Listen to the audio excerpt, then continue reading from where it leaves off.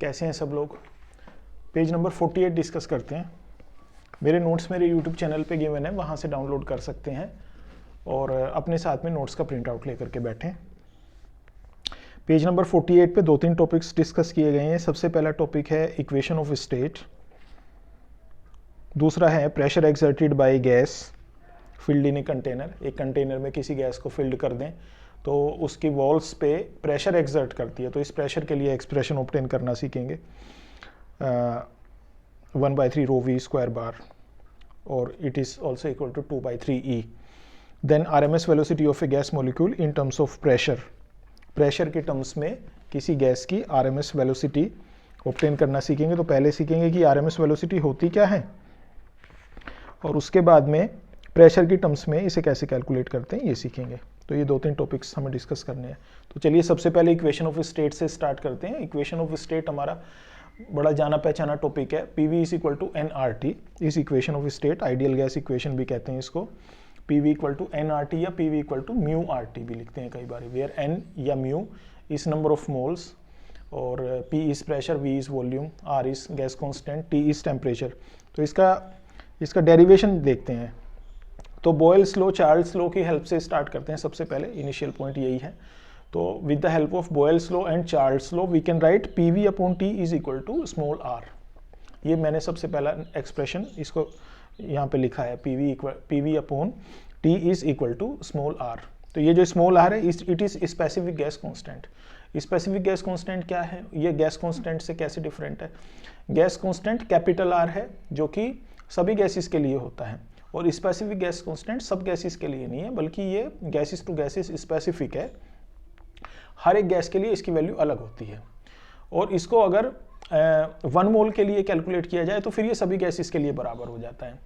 1 मोल के लिए specific gas constant को कैलकुलेट करें तो कैसे कैलकुलेट करेंगे। 1 मोल के लिए स्मॉल r को पर मोल कैलकुलेट कर लेते हैं, r upon mu, number of mole से उसको डिवाइड कर दिया तो it becomes capital R, and this capital R is called gas constant. तो इस स्मॉल r को आप जो हमारी इक्वेशन ऊपर लिखी है मैंने, PV upon T is equal to small r, उस स्मॉल r को कैपिटल R से रिप्लेस करो। तो कैपिटल R से रिप्लेस करने के लिए क्या रिलेशन यूज करोगे, small r upon mu is equal to capital R, ये रिलेशन यूज कर लो। और यहाँ से r upon mu is equal to capital R से r की वैल्यू आपको मिल जाती है mu into capital R। This has been written in expression number 2। Expression number 2 और एक्सप्रेशन नंबर 1, इन दोनों एक्सप्रेशन को आपस में मिला करके आपको एक्सप्रेशन मिलता है PV is equal to mu capital R T, which is expression number 3 and which is ideal gas equation या equation of state. From 3 value of R can also be calculated. PV equal to mu RT से capital R की value भी आप calculate कर सकते हो। R is equal to PV upon mu T, और इसमें जो P इंटू V है उसको आप कहीं ना कहीं वर्क डिफाइन कर सकते हो। P डेल्टा V को वर्क डिफाइन करते भी हैं, तो P इंटू V को मैंने W लिख दिया नेक्स्ट स्टेप में। Expression number 4, R is equal to W upon mu T, और इसकी SI यूनिट हम डिफाइन करना चाहते हैं तो W की SI unit joule, work is joule, SI unit of work is joule, और म्यू को मोल में लिखोगे और T को केल्विन में लिखोगे। तो यहाँ से एक्सप्रेशन नंबर 4 से आपको R की SI यूनिट मिल रही है जूल पर केल्विन पर mole. Now next topic, pressure exerted by gas. किसी गैस को किसी V वॉल्यूम के कंटेनर में आपने फिल्ड कर दिया, तो ये गैस उस कंटेनर की वॉल्स पे प्रेशर एक्सर्ट करती है। उस प्रेशर के लिए एक्सप्रेशन हम कैलकुलेट करना चाहते हैं, तो हम इसको मोमेंटम की टर्म्स में कैलकुलेट करना स्टार्ट करते हैं। अप्रोच हमारी क्या रहेगी कि हम सबसे पहले ये कैलकुलेट करेंगे कि एक कोलिजन में एक गैस का एक मॉलिक्यूल वॉल को कितना मोमेंटम इंपार्ट करता है। तो वो जितना मोमेंटम इंपार्ट करता होगा that will be equal to force, और एक मॉलिक्यूल के लिए फोर्स निकाल ली, ऐसे ही जितने भी मॉलिक्यूल्स हैं कंटेनर में सबके लिए फोर्स निकाल ली। n मॉलिक्यूल्स प्रेजेंट हैं तो सभी के सभी मॉलिक्यूल्स के लिए आपने फोर्स निकाल ली, एक वॉल पे लगने वाली फोर्स। इसके कोरेस्पॉन्डिंग प्रेशर निकाला जा सकता है। अगर आपको फोर्स पता चल गई है, वॉल का एरिया आपको पता है, तो फोर्स अपॉन एरिया से आप प्रेशर निकाल सकते हो। तो ये अप्रोच रहेगी बड़ी सिंपल सी। तो निकालना है, सबसे पहले फोर्स निकालनी है। तो हमने फोर्स निकालने के लिए स्टार्ट किया मोमेंटम इम्पार्ट करने से। तो मोमेंटम जितना इम्पार्ट करता है वो 1 सेकेंड में लगने वाली फोर्स होती है। न्यूटन सेकेंड लॉ के अकॉर्डिंग मैंने ये बात बोली है। न्यूटन सेकेंड लॉ हमें बताता है कि rate of change of momentum is equal to force. तो जितना rate of change of momentum होगा वो इक्वल टू फोर्स होगा, या ऐसे कह सकते हो कि change in momentum is equal to force imparted in 1 second. Force imparted in 1 second is equal to change in momentum. तो आपने क्या किया कि एक मॉलिक्यूल वॉल को कितना मोमेंटम इम्पार्ट कर रहा है ये कैलकुलेट कर लिया सबसे पहले। एक मॉलिक्यूल कितना मोमेंटम इम्पार्ट कर रहा है, तो ये कैलकुलेट करने के लिए आप क्या करो, सबसे पहले मॉलिक्यूल का इनिशियल मोमेंटम कैलकुलेट कर दो। मॉलिक्यूल इस डायरेक्शन में जा रहा था, प्लस एक्स एक्सिस के अलोंग जा रहा था, तो सामने वॉल है, तो इस समय जाते समय इसका मोमेंटम आपने कैलकुलेट कर लिया। इसकी वेलोसिटी को एक्स एक्सिस के अलोंग मान लिया वी एक्स है, तो इसका मोमेंटम हो गया एम वी एक्स। अब दीवार के साथ में, वॉल के साथ में इसका कोलिजन हुआ तो ये बाउंस बैक हो गया। अभी ये वॉल से अपोजिट डायरेक्शन में जा रहा है, तो ये निगेटिव एक्स एक्सिस के अलोंग जा रहा है, तो इसकी वेलोसिटी है माइनस वी एक्स। तो अभी इसकी वेलोसिटी, इसका मोमेंटम कितना हो गया, mass into velocity M into minus V X, यानी कि माइनस एम वी एक्स। तो चेंज कितना आ गया, मोमेंटम में चेंज कितना आ गया, तो M V X minus minus M V X, तो ये 2 mvx के बराबर हो गया। तो यहां से मैंने सबसे पहली लाइन यहां से स्टार्ट किया है। Pressure exerted by gas, momentum transferred in one collision is plus 2 mvx। This is the momentum transferred in one collision. अब इस प्लस 2 mvx की हेल्प से 1 सेकेंड में कितना मोमेंटम ट्रांसफर होता है ये कैलकुलेट किया जा सकता है। तो momentum transferred in 1 second is equal to this plus 2 mvx upon total time taken. ये 2 mvx इम्पार्ट करने में टाइम कितना लग रहा था मॉलिक्यूल को, उस टाइम से अगर डिवाइड कर दिया जाए 2 mvx को, तो आपको मिल जाएगा कि 1 सेकेंड में उसने कितना मोमेंटम इम्पार्ट किया। Momentum imparted upon time taken is equal to momentum imparted in 1 second. तो 1 सेकेंड में इम्पार्ट किया जाने वाला मोमेंटम हो गया 2 mvx upon time taken between 2 successive collisions.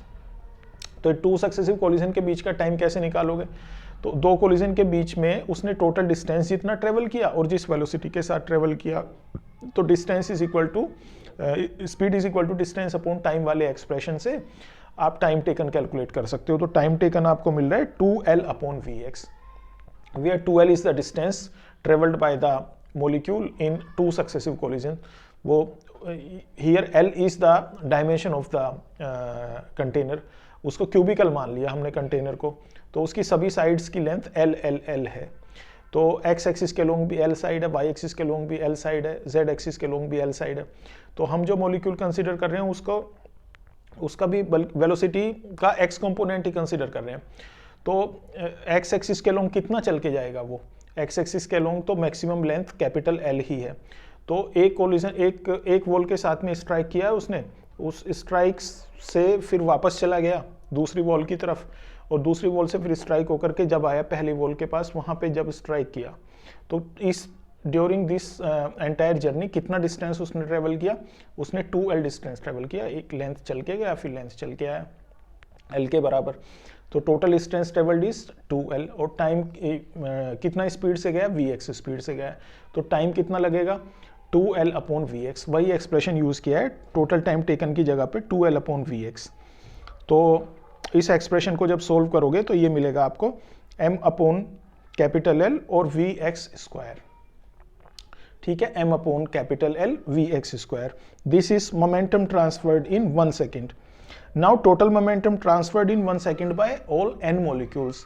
Container में अगर n मॉलिक्यूल्स हैं तो ये सारे के सारे n मॉलिक्यूल कितना मोमेंटम ट्रांसफर्ड करेंगे। एक मॉलिक्यूल कितना मोमेंटम ट्रांसफर्ड कर रहा है अभी अभी कैलकुलेट किया है, m upon capital L Vx square. तो सारे के सारे n मॉलिक्यूल कितना मोमेंटम ट्रांसफर करेंगे, तो सभी का मोमेंटम का समेशन कर लो।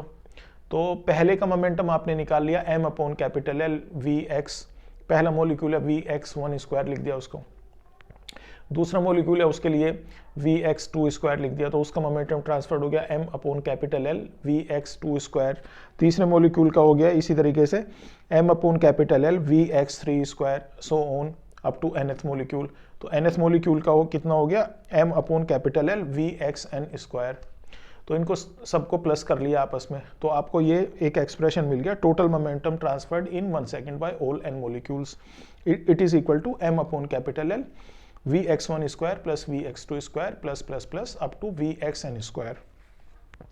Now pressure exerted in 1 second by n molecules. अब प्रेशर निकालना चाहते हो, अभी ऊपर का एक्सप्रेशन जो निकाला था वो मोमेंटम ट्रांसफर्ड था 1 सेकेंड में बाय ऑल n मोलिक्यूल्स, तो it is by definition force on one wall by all n molecule. तो इस चीज का एक्सप्रेशन हो गया, because according to Newton second law momentum transferred in 1 second is equal to force. तो ये force का एक्सप्रेशन हो गया, ये जो लाइन लिखी है m upon capital L Vx1 square plus Vx2 square plus plus plus Vxn square. इस फोर्स के कोरिस्पोंडिंग प्रेशर अगर कैलकुलेट करना है तो केवल इस फोर्स को एरिया से डिवाइड करना पड़ेगा, बस दैट्स इट। तो एरिया कितना है, जिस वॉल के साथ में वो स्ट्राइक कर रहे हैं मॉलिक्यूल, उस वॉल की लेंथ कैपिटल L है, ब्रेड्थ कैपिटल L है, तो उसका एरिया L स्क्वायर हो गया। तो ये इसको L स्क्वायर से डिवाइड करोगे अगर, तो जहां ऊपर पहले नीचे L की पावर 1 थी वहां L की पावर 3 हो जाएगी। तो एक्सप्रेशन प्रेशर का आपको मिल गया m अपॉन L की पावर 3 ब्रैकेट में Vx1 square plus Vx2 square plus plus plus Vxn square. और इस एक्सप्रेशन को आप n से मल्टीप्लाई और n से डिवाइड कर लो। तो n से मल्टीप्लाई किया, न्यूमरेटर में mn आ गया, और डिवाइड किया, डिनोमिनेटर में n आ गया। इस डिनोमिनेटर वाले n को Vx1 square plus Vx2 square plus plus plus Vxn square इसके डिनोमिनेटर में रख दिया। तो आपको एक इसको सिंप्लीफाइड करके लिख रहे हैं नेक्स्ट लाइन में। तो L की पावर जो 3 है ये तो वॉल्यूम ही हो गया, तो इसको तो हमने V लिख दिया, तो mn अपॉन V बन गया। और ये जो Vx1 square plus Vx2 square plus plus plus Vxn square divide by n है, ये उसकी मीन स्क्वायर वेलोसिटी है। मीन स्क्वायर वेलोसिटी क्यों है, क्योंकि डिफरेंट वेलोसिटीज थी, Vx1 Vx2 Vx3, इन सब का स्क्वायर कर रखा था, Vx1 square plus Vx2 square plus plus plus Vxn square, और उनको सबको प्लस करके और टोटल काउंट से डिवाइड कर लिया था, तो प्लस प्लस करके सबको n से डिवाइड कर लिया था। तो ये एक्सप्रेशन आपको क्या मिल गया, उनका मीन स्क्वायर, उनकी स्क्वायर्ड वेलोसिटीज का मीन ही तो मिला। तो स्क्वायर्ड वेलोसिटीज का मीन हो गया Vx1 square plus Vx2 square plus Vx3 square up to Vxn square, सबका समेशन अपॉन में n। तो इसको हम डिनोट कर रहे हैं Vx स्क्वायर बार के साथ में। Vx स्क्वायर बार का मतलब ये है कि ये मीन स्क्वायर वेलोसिटी है, लेकिन it is only along x axis. तो ये केवल एक्स एक्सिस के लॉन्ग हमने पूरी कैलकुलेशन करके लाए हैं। इस पूरी कैलकुलेशन को अगर जनरलाइज करना है, यानी इसमें वाई एक्सिस के लॉन्ग वेलोसिटीज और जेड एक्सिस के लॉन्ग वेलोसिटीज को भी इंक्लूड करना है, तो आप क्या करोगे, फिर इसमें एक्सप्रेशन में Vx स्क्वायर बार नहीं बचेगा, बल्कि इसकी जगह पे V स्क्वायर बार आना चाहिए। तो V स्क्वायर बार से इसको रिप्लेस करने में ये एक फैक्ट का आपको यूज करना पड़ेगा कि जो एक्स एक्सिस के लॉन्ग वेलोसिटीज थी, इनका कंट्रीब्यूशन टोटल वेलोसिटीज के रिस्पेक्ट में केवल 1/3 है। टोटल वेलोसिटी जितना भी है उसका 1/3 एक्स एक्सिस के लॉन्ग है, उसका 1/3 वाई एक्सिस के लॉन्ग कंट्रीब्यूशन है, और 1/3 जेड एक्सिस के लॉन्ग कंट्रीब्यूशन है।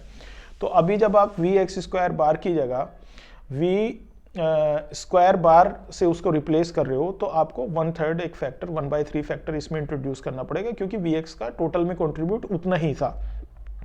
तो नेक्स्ट स्टेप में मैंने इसमें Vx स्क्वायर बार को V स्क्वायर बार से रिप्लेस कर दिया है, और इसमें एक फैक्टर 1/3 इंट्रोड्यूस हो गया, 1/3 mn upon capital V square bar.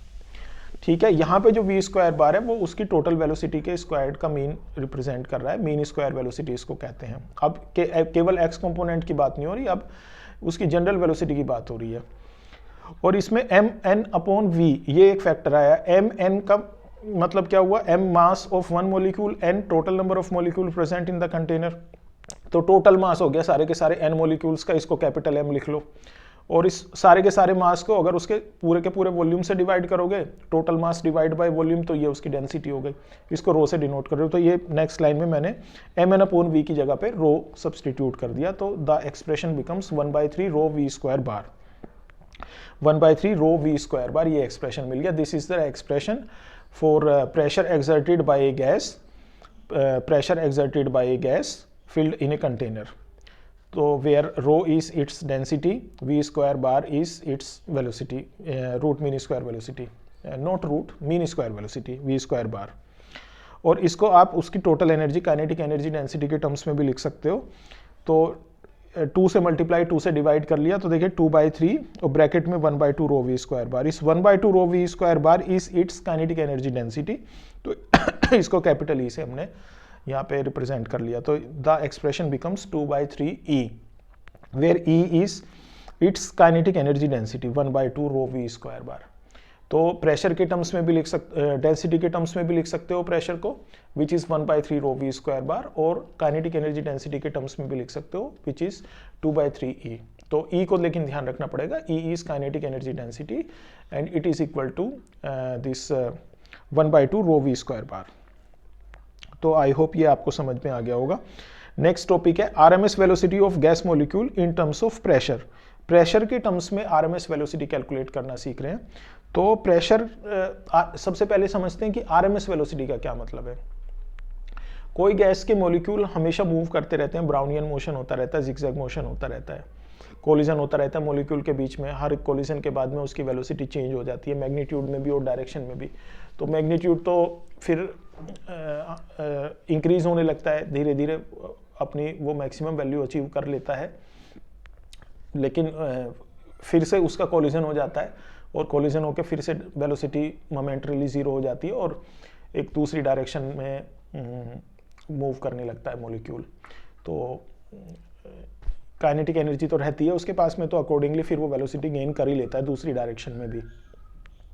तो वेलोसिटी जीरो तो नहीं होती, वो मोमेंटरीली मैंने इस सेंस में बोल दिया है कि जब कोलिजन हुआ है तो जिस समय कोलिजन हो रहा है उस समय के लिए बस मैंने बोल दिया है। अदरवाइज पार्टिकल मूव तो करते रहते हैं गैस के मॉलिक्यूल्स, उनकी वेलोसिटी तो कभी जीरो नहीं होती, because zero velocity corresponds to zero energy, और मॉलिक्यूल्स की एनर्जी जीरो कभी नहीं होती है, वो टेम्परेचर के पे डिपेंड करती है। टेम्परेचर अगर जीरो हो जाए तो गैस की काइनेटिक एनर्जी भी जीरो हो जाएगी और उसके मॉलिक्यूल्स की वेलोसिटी जीरो होगी। केवल उसी एक केस में हो सकती है, otherwise velocity can not be zero. तो ये वेलोसिटी होती है और इनकी सबकी डायरेक्शन अलग अलग है।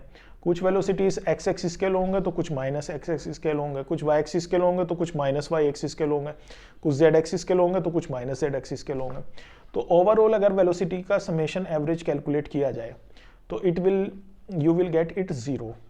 जितना एक्स एक्सिस स्केल होंगे थी प्लस एक्सिस स्केल होंगे उतना माइनस एक्स एक्सिस स्केल होंगे भी, ऐसे वाई के लिए जेड के लिए भी।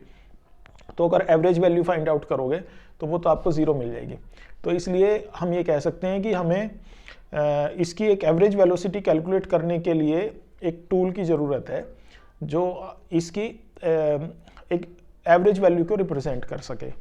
तो हमें क्या करना पड़ेगा, ये जो समेशन जब हम एवरेज करने चल रहे हैं तो जीरो जो मिल रहा है तो वो जीरो के पीछे कौन रिस्पॉन्सिबल है कि वेलोसिटीज कुछ पॉजिटिव में और कुछ निगेटिव है। तो जब इन पॉजिटिव वेलोसिटीज को और निगेटिव वेलोसिटीज को आपस में ऐड करते हैं तो उन्हीं से जीरो बनता है। तो हम क्या कर सकते हैं इस सिचुएशन को अवॉइड करने के लिए, जो निगेटिव वाली वेलोसिटीज हैं उनका स्क्वायर अगर हम कर लें तो स्क्वायर करने से वो सारी की सारी टर्म पॉजिटिव बन जाएंगी। तो फिर अगर उन्हें सम करेंगे बाकी वेलोसिटीज के साथ में तो फिर हमें जीरो नहीं मिलेगा। अब लेकिन केवल उनको स्क्वायर नहीं किया जा सकता, स्क्वायर फिर सभी को करना है। तो चाहे कोई पॉजिटिव वैल्यूज हो चाहे कोई निगेटिव वैल्यूज हो, सबका स्क्वायर कर दिया। तो जिनके निगेटिव भी था जिनके साथ में, स्क्वायर करने के बाद में वो सारी की सारी प्लस हो गई। तो अब इनको जब आप ऐड करोगे तो आपको जीरो रिजल्ट नहीं मिलेगा और फिर एवरेज भी ले सकते हो। तो आपने क्या किया, सबसे पहले स्टेप में आपने वेलोसिटीज का स्क्वायर कर लिया, उसके बाद उनका ऐड करके उनके टोटल काउंट से डिवाइड करके एवरेज निकाल लिया। अब ये स्क्वायर्ड वैल्यूज का एवरेज है तो it can not be true representation of actual velocity, तो क्योंकि स्क्वायर किया हुआ था ऑलरेडी। तो अब इस स्क्वायर के कोरस्पॉन्डिंग उसको नलीफाई करने के लिए, उसको काउंटर बैलेंस करने के लिए स्क्वायर रूट करना भी जरूरी है। तो अब इसको एवरेज पहले स्क्वायर कर लिया फिर एवरेज ले लिया, अब इसका स्क्वायर रूट ले लो। तो ये जो स्क्वायर रूट लेने के बाद में जो वैल्यू मिलेगी ये आरएमएस वैल्यू होगी, ये उसका ट्रू रिप्रेजेंटेशन होगा। तो क्या किया है, सबसे पहले स्क्वायर करते हैं फिर मीन लेते हैं फिर रूट लेते हैं। तो इसी को कहते हैं रूट मीन स्क्वायर वैल्यू। तो this is the meaning of root mean square velocity, root mean square velocity. और इसको ऐसे ये सब प्रोसेस से क्यों हमें फॉलो करना पड़ा, स्क्वायर क्यों करना पड़ा, मीन क्यों करना पड़ा, रूट क्यों करना पड़ा, वो मैंने आपको तरीका यानी उसका रीज़न मैंने आपको बताया। तो अब ये कैसे कैलकुलेट किया जाए, प्रेशर की टर्म्स में कैसे कैलकुलेट कर सकते हैं इसको, सबसे पहले प्रेशर की टर्म्स में कैलकुलेट करना सीखते हैं। तो आप एक एक्सप्रेशन अभी ऊपर ऑब्टेन करके आए हो, pressure is equal to 1/3 rho V square bar, ये प्रेशर का एक्सप्रेशन था। तो इस एक्सप्रेशन को वी स्क्वायर बार के लिए सोल्व कर लो। वी स्क्वायर बार के लिए सोल्व करोगे तो आपको रिजल्ट मिल रहा है V square bar is equal to 3p by rho. और अब इसको अंडर रूट ले लो आप, अंडर रूट ले लोगे तो लेफ्ट हैंड साइड में आपको under root V square bar मिल गया और राइट हैंड साइड में under root 3p by rho मिल गया। अब ये लेफ्ट हैंड साइड में जो वी स्क्वायर बार है, ये वी स्क्वायर बार तो रूट मीन स्क्वायर वेलोसिटी है ही, तो ये रूट मीन स्क्वायर वेलोसिटी आपको under root 3p by rho मिल गई। तो ये आपको प्रेशर के टर्म्स में एक्सप्रेशन मिल गया under root 3p by rho. Now we know that p is equal to 1/3 mn अपॉन v into V square bar. ये एक्सप्रेशन भी जब हमने गैस का प्रेशर कैलकुलेट किया था डेंसिटी की टर्म्स में, तो हमें वहाँ पे एक स्टेप मिला भी था। वो स्टेप अगर नहीं भी ध्यान है तो करना ये है कि जो इसका मेन रिजल्ट है p is equal to 1/3 rho V square bar, उसमें जो रो है उस रो को mn अपॉन v लिख लेना है। Rho is density, density is mass upon volume, तो मास को लिख लिया mn और अपॉन में वॉल्यूम। तो यहाँ से एक्सप्रेशन मिल रहा है p is equal to 1/3 mn अपॉन v स्क्वायर बार। इसमें ये जो v डिनोमिनेटर में है इसको क्रॉस मल्टीप्लाई करके LHS में ले जाओ, तो यहाँ पे LHS में मिला आपको PV और RHS में मिला 1/3 mn v स्क्वायर बार। अब ये जो PV है LHS में, इसको म्यू RT से रिप्लेस कर सकते हो according to gas equation, PV equal to mu RT। तो इसमें आपने PV की जगह पे म्यू RT सब्सटीट्यूट कर दिया, तो you get an equation mu RT is equal to 1/3 mn v square bar. अब इसको v स्क्वायर बार के लिए सोल्व कर लिया क्रॉस मल्टीप्लाई वगैरह सब करके, so v square bar is equal to 3 mu RT upon mn। ठीक है, यहाँ तक ठीक हो गया, V square bar equal to 3 mu RT upon mn। अब इसका केवल दोनों साइड्स का LHS RHS का अंडर रूट आप ले लो, तो LHS में तो आपको V square bar under root मिल ही गया जो कि रूट मीन स्क्वायर वेलोसिटी है ही, और इसका रिजल्ट इधर मिल रहा है RHS में under root 3 mu RT upon mn।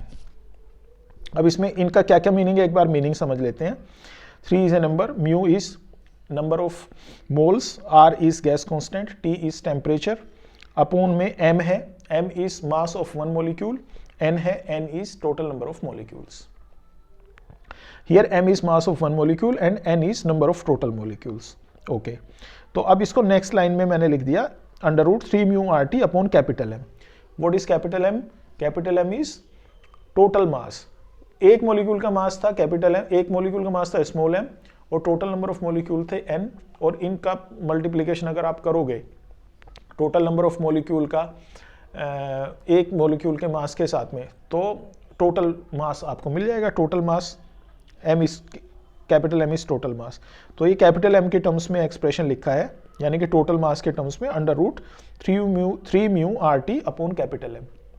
अब इसमें जो म्यू है, इस म्यू को टोटल मास के डिनोमिनेटर में अगर आप ले जाओ, तो टोटल मास को आप म्यू से अगर डिवाइड कर दोगे तो आपको मिल रहा है एक्सप्रेशन। देखिए, एक एक्सप्रेशन तो लास्ट में मैंने लिख दिया under root 3 RT upon capital M upon capital mu, और ये एक्सप्रेशन बन गया नेक्स्ट लाइन में under root 3 RT upon capital M into capital N।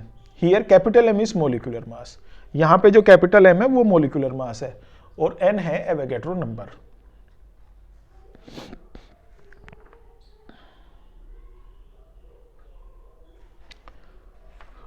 Next step में v square bar under root is equal to under root 3kNT upon mn।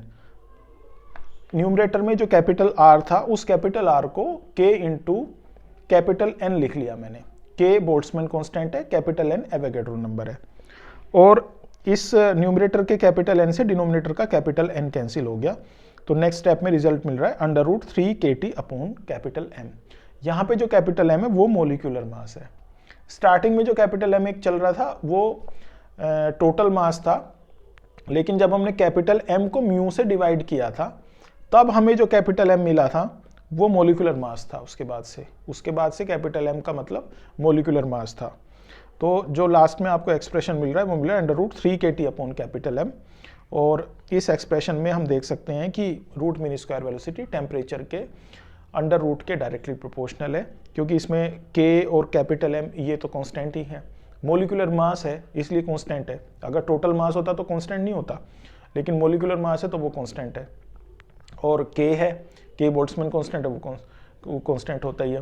तो यहाँ पे root mean square velocity temperature के under root के directly proportional है, तो ये एक हमें रिजल्ट मिलता है। चलिए नेक्स्ट टॉपिक फिर नेक्स्ट पेज के साथ डिस्कस करेंगे।